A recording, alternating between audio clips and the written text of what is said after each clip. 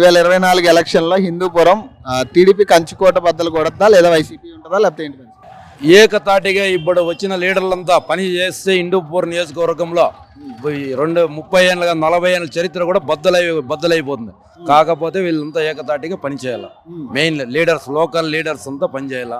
Main కార్యకర్తలు కూడా పనిచేయాలా, సర్పంచులు పనిచేయాలా. అందరూ పనిచేస్తే పెద్ద సమస్య అయితే కాదు. మా హిందూపురం నియోజకవర్గంలో ఓటర్స్ ఎక్కువ ఉండేదే వైఎస్ఆర్ పార్టీవే. ఓటర్స్ దీనిగా పోతే ఎక్కువ ఉండేదే హిందూపూర్లో. దీనికి 3 టర్మ్లు ఇప్పుడు బాలకృష్ణ గెలిచాడు కదా ఇక్కడ. మరి బాలకృష్ణ గారితో ఇప్పుడు దీపికా గారు పోటీ, ఏంటి పరిస్థితి, ఎలా ఉంటుందండి?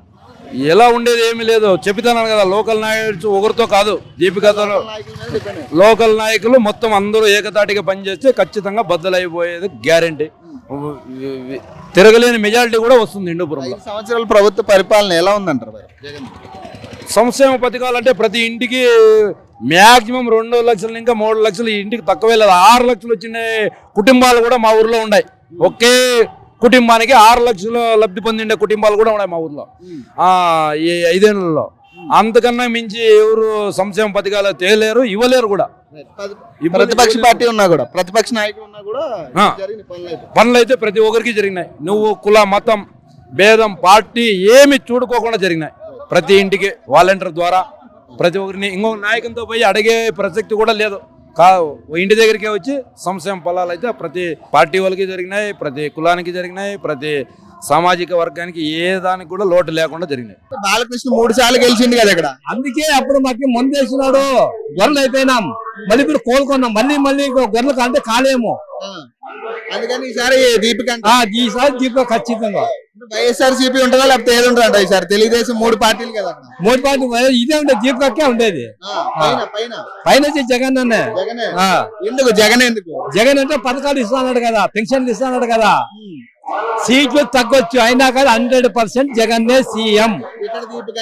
ఇక్కడ దీపికనే ఖచ్చితంగా 2024లో మళ్ళీ జగన్మోహన్ రెడ్డి సీఎం అవుతారు 100%. అది ఎందుకంటే ప్రజల్లో బాగా చొచ్చుకొని పోయింది. ఎందుకంటే సంక్షేమ పథకాలు అనేది ప్రతి కుటుంబానికి, ప్రతి ఫ్యామిలీకి జరిగింది కాబట్టి సంక్షేమ పథకాలు అయితే అమ్మఒడి కానివ్వండి, రైతు భరోసా కానివ్వండి, ఆసరా కానివ్వండి, చేయూత కానివ్వండి, ప్రతి సంక్షేమ పథకాలు నాయకులను కాకుండా ఒకేసారి డైరెక్ట్ అకౌంట్లోకి పడుతున్నాయి. కాబట్టి ఖచ్చితంగా లేడీస్ ఓట్ అయితే చాలా అద్భుతంగా ఉంది. 3 సార్లు గెలిచిన బాలకృష్ణ గారిని ఇప్పుడు దీపికా గారు ఢీకొట్టబోతున్నారు. ఎలా ఉంటుంది మరి? ఖచ్చితంగా 40 సంవత్సరాల తర్వాత ఒక మహిళకి, బీసీ మహిళకి ఇచ్చినారు కాబట్టి ఖచ్చితంగా ఈసారి బాలకృష్ణ అనే ఎమ్మెల్యేకి ఖచ్చితంగా ఈసారి ఇంటికి పంపించడం ఖాయం. ఎందుకంటే మహిళా ఓటర్స్ కానీ, అదేవిధంగా ఈ పొత్తులు కుదరడం వల్ల మాకు ప్లస్ అయింది. ఏ విధంగా అంటే ఒక బీజేపీ కానివ్వండి, ఒక జనసేన కానివ్వండి, టీడీపీ కానివ్వండి, వీళ్ళు ఎంతమంది ఏకమైనా జగన్మోహన్ రెడ్డిని మాత్రం ఎవరు ఆపలేరు. ఖచ్చితంగా ఆయనకు తిరుగులేదు. నెక్స్ట్ సీఎం ఆయనే. ఖచ్చితంగా జగన్మోహన్ రెడ్డి గారే సీఎం అవుతారు. ఎలా ఉండబోతుంది ఈసారి హిందూపురం? ఈసారి కంచుకోటని బద్దలు కొట్టే దీపిక అక్క గారిని, మరి అదేవిధంగా ఎంపీ క్యాండిడేట్ శాంతమ్మ గారిని అత్యధిక మెజార్టీతో గెలిపించి కంచుకోటను బద్దలు కొట్టేదాకా. దీపికా గారు ఎందుకు అనుకుంటున్నారు? దీపిక గారు ఎందుకు అనుకోవడం మీద, ఇంతకు ముందు బాలకృష్ణ గారు మాకు లోకల్ క్యాండిడేట్ కాదు, ఎక్కడో హైదరాబాద్లో ఉంటాడు, ఎప్పుడో ఎలక్షన్ టైంలో 2 సార్లు 3 సార్లు సంవత్సరంకి వచ్చి వెళ్ళిపోతాడు. మా కష్టాలు కానీ మా సమస్యలు లోకల్లో సమస్యలు చెప్పుకోడానికి వీలు కాదు. సో మాకి వేణన్న గారు అందుబాటులో ఉంటారు, దీపికా గారు అందుబాటులో ఉంటారు కాబట్టి అత్యధిక మెజార్టీతో వాళ్ళని గెలిపించుకోవాలని కోరుకుంటున్నాం మేము. 3 సార్లు గెలిచింది కదా ఇక్కడ బాలకృష్ణ. మరి ఆయన పరిస్థితి, ఆయనకి దీపికా గారి పోటీ ఎలా ఉంది? 2 సార్లు బాలకృష్ణ గారు గెలిచినారు. 2014లో కొద్దిగా ఒకసారి ఛాన్స్ ఇచ్చినారు.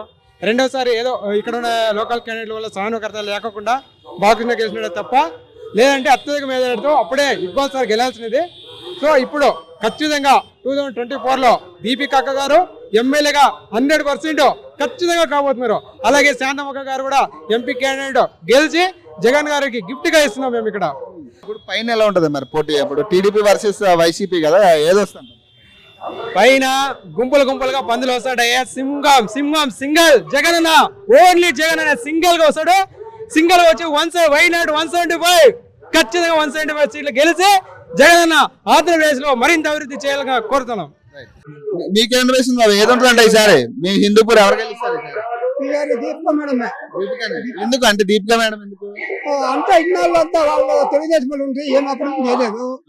ఇప్పుడు అక్కతో ఈత నిలదీయచ్చు, వాడు ఆడో ఉంటాడు పోయి గెలిచినాడు, వాడు ఆడో ఉంటాడు పోయి ఈతగా మేము ఎట్టి పరిస్థితుల్లో అంత నిలబెట్టుకొని ఎట్టి పరిస్థితుల్లో గెలిపించుకొని కొట్లాడేది హక్కు ఉంటుంది.